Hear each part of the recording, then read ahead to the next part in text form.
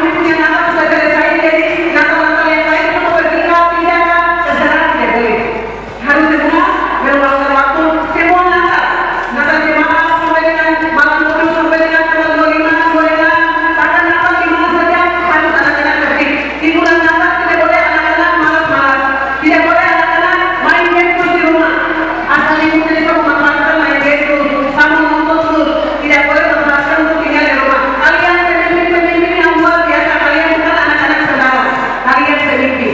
Harus bilang saya pemimpin. Besok saya jadi dosen, besok saya jadi pilot, besok saya akan jadi bupati. Di mana untuk anak bagaimana sih sama sampaikan kepada kita